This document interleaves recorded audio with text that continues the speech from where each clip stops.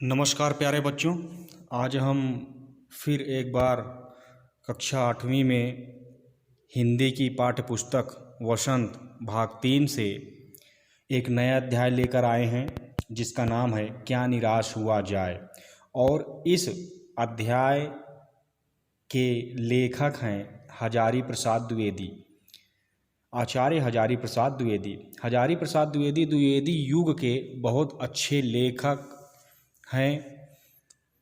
तो हजारी प्रसाद द्विवेदी जी ने लिखा क्या निराश हुआ जाए। जैसा कि आप लोगों को इस वाक्य से पता चलता है कि निराश होने की ज़रूरत नहीं है, हमें निराश नहीं होना चाहिए, हमेशा हमें आशावादी होना चाहिए, एक पॉजिटिव थिंकिंग लेकर काम करना चाहिए, कोई भी काम हो।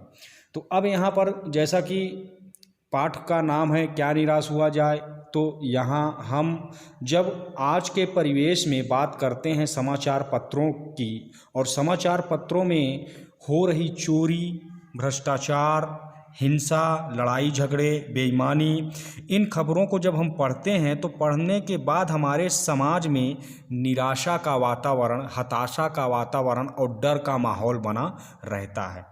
तो इस पर लेखक हजारी प्रसाद द्विवेदी जी ने चिंता व्यक्त किया। उन्हें चिंता हुई समाज की कि हमारे समाज में इस तरह के अपराध बढ़ रहे हैं। समाचार पत्रों अपराध बढ़े और अपराध बढ़ने के कारण वो समाचार पत्रों में छपे तो लोगों को पता चली कि चोरी हो रही है हमारे समाज में, भ्रष्टाचार, हिंसा, बेईमानी।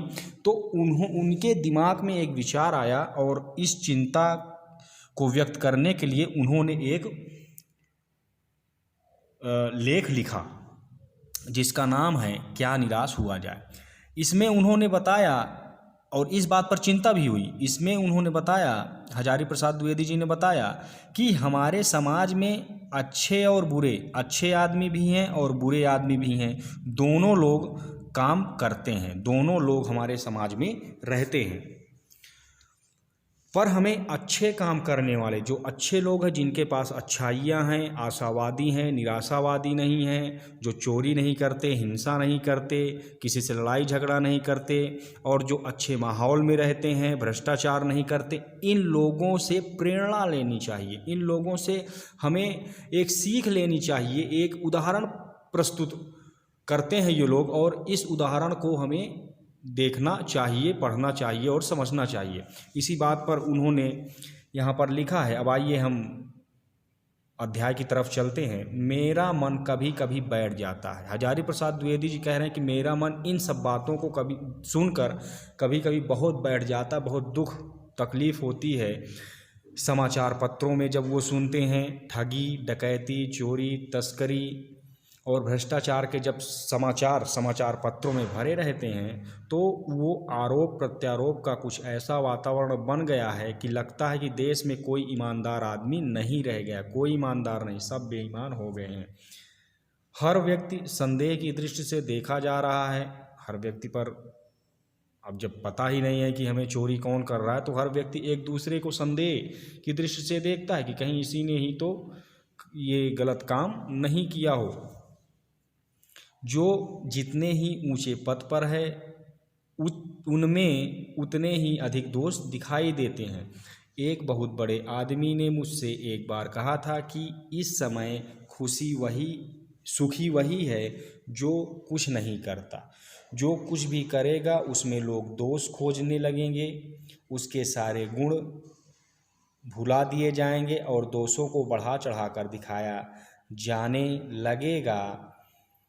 दोष किसमें नहीं होता, यही कारण है कि हर आदमी दोषी अधिक दिख रहा है, गुणी कम या बिल्कुल ही नहीं। स्थिति अगर ऐसी है तो निश्चय ही चिंता का विषय है। अब जब ये सारी बातें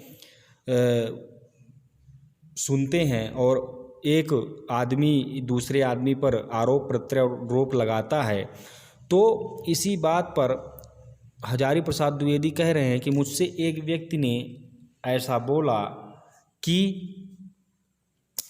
हर व्यक्ति गुणी कम, दोषी अधिक दिखता है। ऐसा उन्होंने एक व्यक्ति उनसे बोले।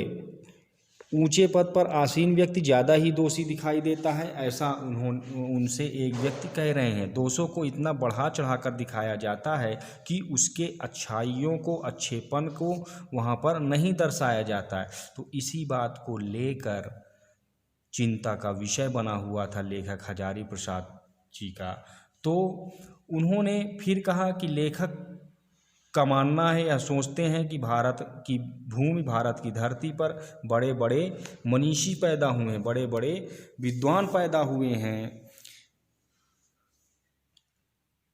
क्या यही भारतवर्ष है जिसका सपना तिलक और गांधी ने देखा था?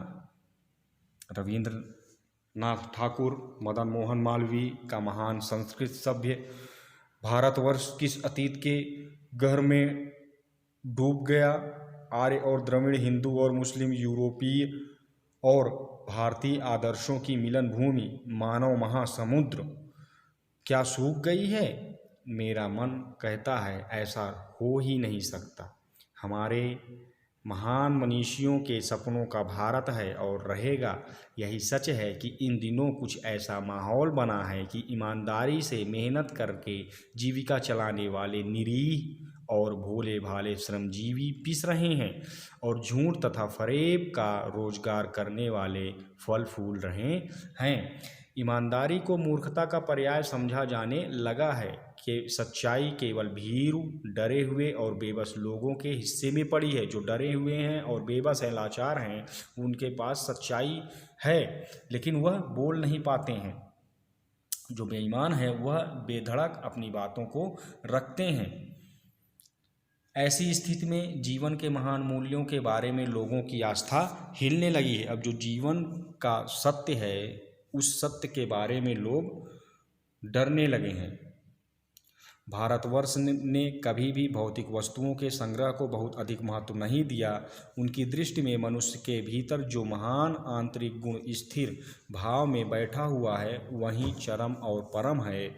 लोभ, मोह, काम, क्रोध आदि विचार मनुष्य में स्वाभाविक रूप से विद्यमान रहते हैं, पर उन्हें प्रधान शक्ति मान लेना और अपने मन तथा बुद्धि को उन्हीं के इशारे पर छोड़ देना बहुत बुरा आचरण है। भारतवर्ष में कभी भी उन्हें उचित नहीं माना। उन्हें सदा संयम के बंधन से बांध कर रखने का प्रयत्न किया गया है, परंतु भूख की उपेक्षा नहीं की जा सकती, बीमार के लिए दवा की उपेक्षा नहीं की जा सकती, गुमराह को ठीक रास्ते पर ले जाने के लिए उपायों की उपेक्षा नहीं की जा सकती है।